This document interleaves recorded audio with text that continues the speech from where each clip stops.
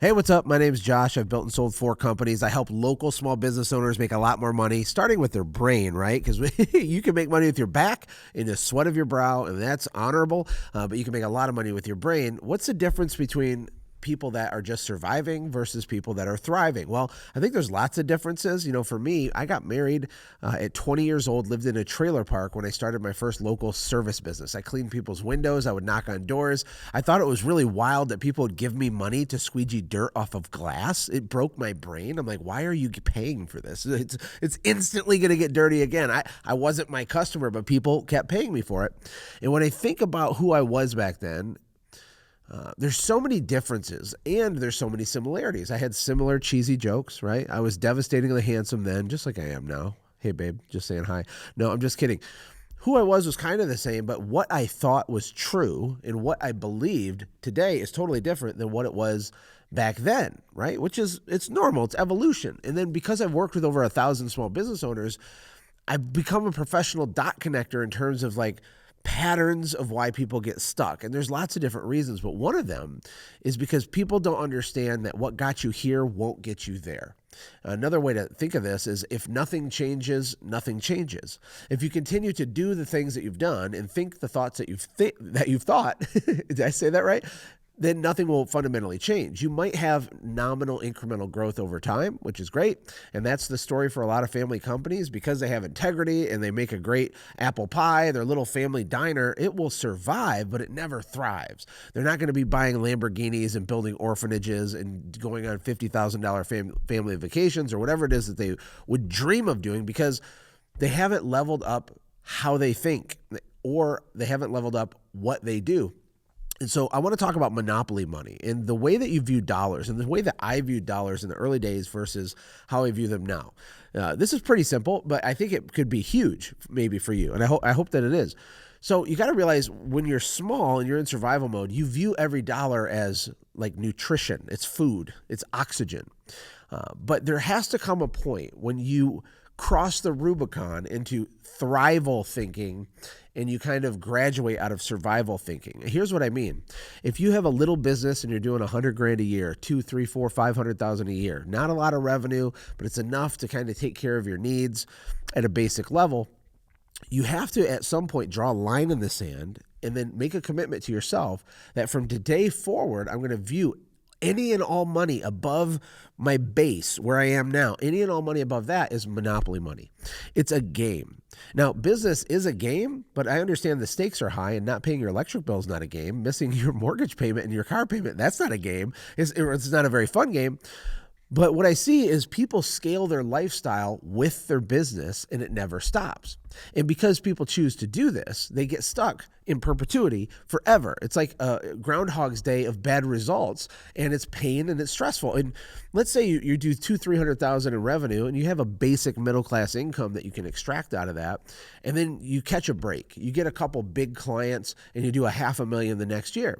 Well, what happens is people buy a bass boat, they upgrade their truck, they take that Disney vacation, they pay off their credit cards, and they take all this extra money, this extra couple $100,000 that was created, and because they weren't moving into thrival mode and drawing a line in the sand, they're still actually in survival mode even though they're buying these things. And they're in survival mode because mentally the way they view money is wrong, at least assuming you want to get rich and you want to get financially free.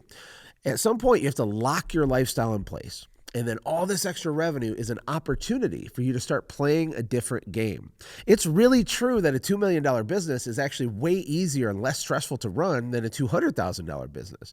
But if you are constantly choking and sucking the oxygen out of your company by increasing your lifestyle along with revenue, what happens is you grow way slower. And you get stuck there kind of forever. And you don't have the money you need to invest in your staff and to spin up marketing campaigns. You know, sometimes for a really good, effective sales and marketing system to exist, you have to waste, I say that with quotes, $40,000 learning. You have to test a whole bunch of stuff, learning to get the feedback loop to then have found the winner, and then you can scale that.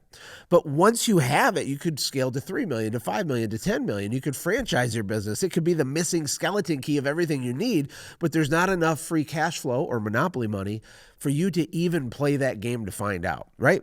So imagine you had to grow your business and there's no social media. What would you do? Well, you would make lots of noise. You'd have to go talk to people. You'd have to go human to human. There's no bulk text messaging. There's no Facebook.